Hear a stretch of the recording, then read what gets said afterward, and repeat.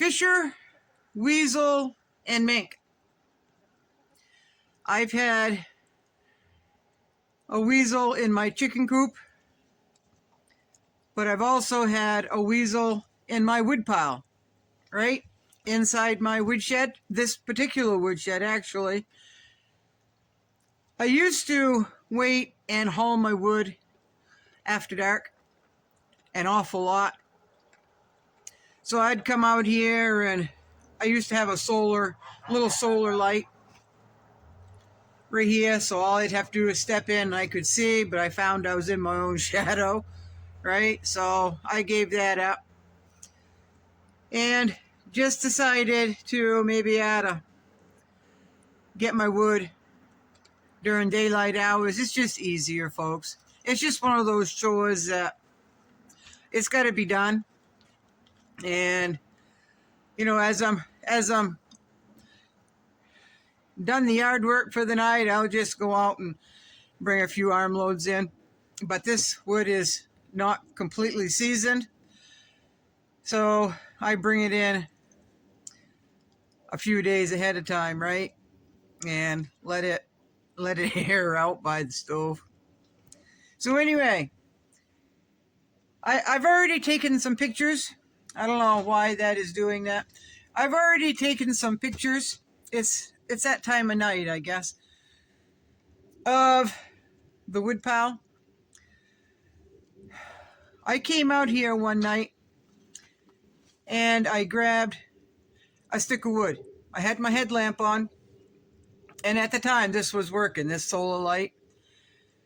And I grabbed a stick of wood, and all of a sudden I heard all kinds of commotion right there by my hand, and a lot of snarling.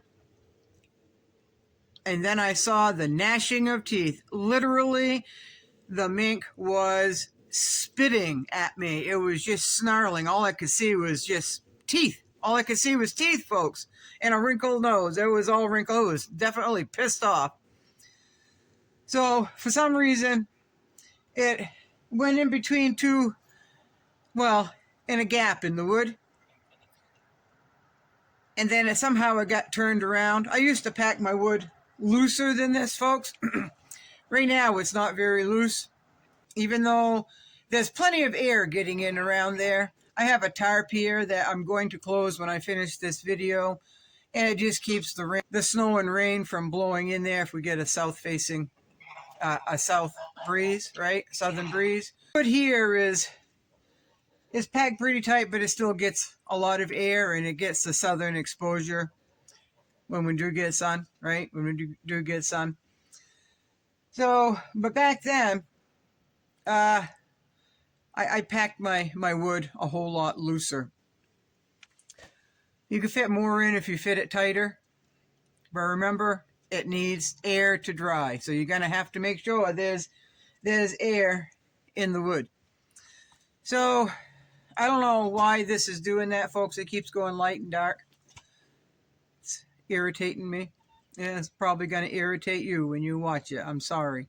Maybe I can use a filter and lighten it up a little bit, turn the brightness up. I don't know. So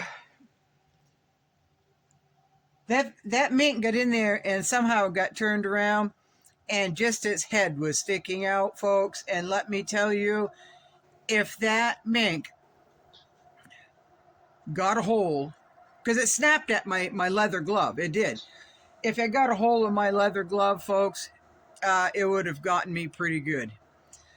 So I'm like, all right, I'll just pay attention. I'll just pay better attention next time. What are the chances that's going to happen again?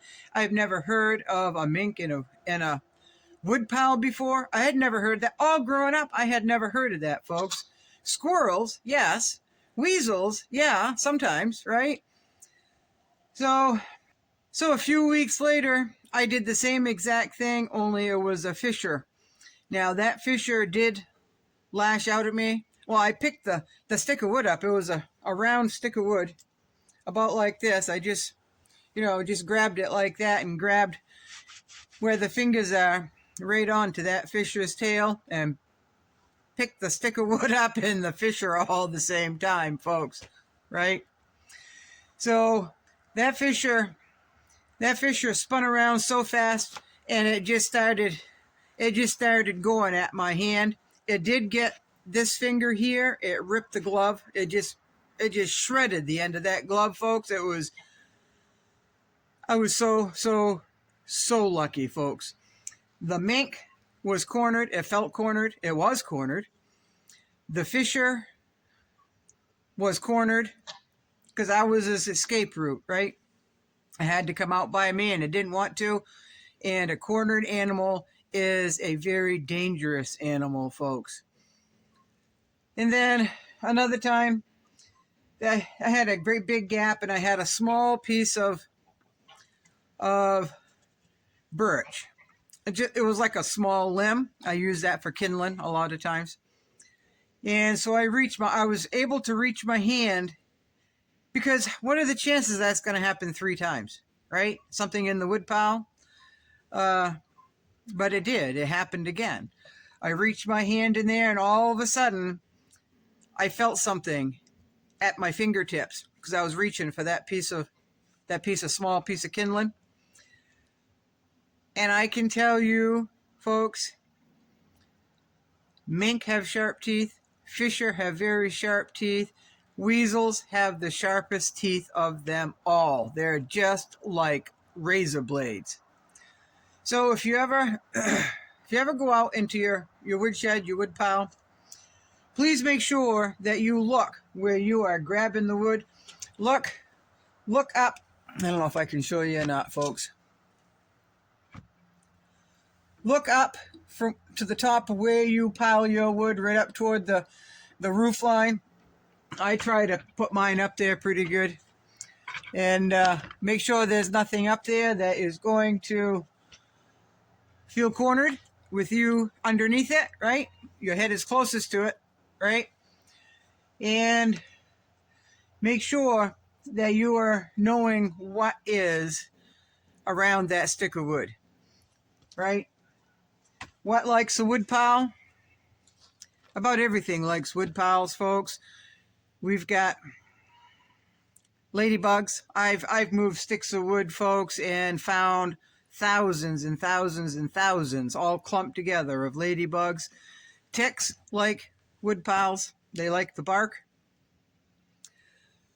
Snakes, mice, rats, they all like the woodpile, folks. They really do. So keep that in mind. Always know where your hand is and where it is going on the stick of wood inside the woodshed. And seriously, folks, it would behoove you to get your wood during the daylight instead of relying on a headlamp where it casts shadows because you reach in, you've got a shadow, your arm's causing a shadow, right?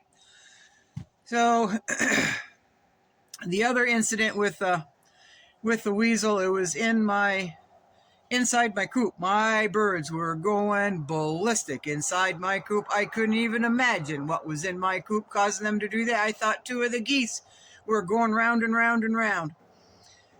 So I went out with my flashlight, opened the door, and all the birds that could get up as high as they could were up as high as they could. They would get in. I found them in cubbies, folks, behind the cubbies.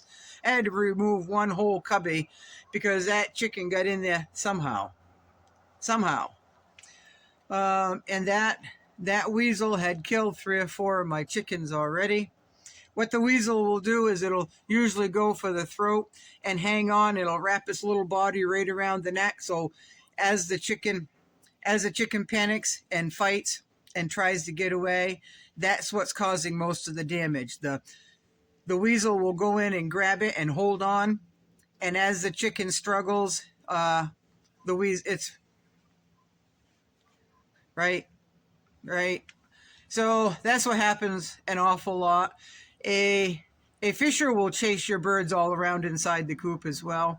What a mink will do, a mink will wait until the birds are on their roost and it's dark, and then it'll go after a still chicken. So it kind of stealthy in the night, right? So the weasel, I saw the dead birds, and the weasel was in a corner. First of all, it was the first time I didn't see it. I figured it went behind a chicken that was dead, and I thought, well, maybe it chewed a hole. I didn't know, folks. Maybe there was a hole there that I don't know. I figured it just went out in that corner of the coop. Somehow it just left the coop. So I went down to reach for the chicken to pick it up, the dead chicken to pick it up, and the weasel was right there. It had crawled up under the wing. Apparently, I thought it was hiding. Well, it was. So that surprised me. So I know this is kind of all over the place and it's kind of hurried, but the point is, if you get your wood during the day, you still have to be careful because things hide in your wood pile. But at night, you really can't see, even though you've got a light. You create shadows. And it's very easy, trust me, to grab on to a mink's tail, a fisher's tail, and a cornered animal is not a safe animal, folks. It isn't. So that's why I like to get my wood during the day now. It feels safer. Sometimes I'll get up 2 or 3 o'clock in the morning, go for a walk, and grab a couple armloads of wood.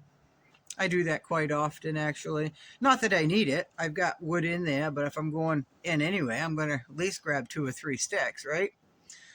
So I guess that's it. I guess that's it, folks. Y'all be good. Sorry this wasn't some fantastic long storytelling session, but the information is there. Just be careful. Hazards and things happen when you least expect it, right? You can prepare for anything, but some of the weirdest things can happen, and those weird things can get you seriously injured or killed, right?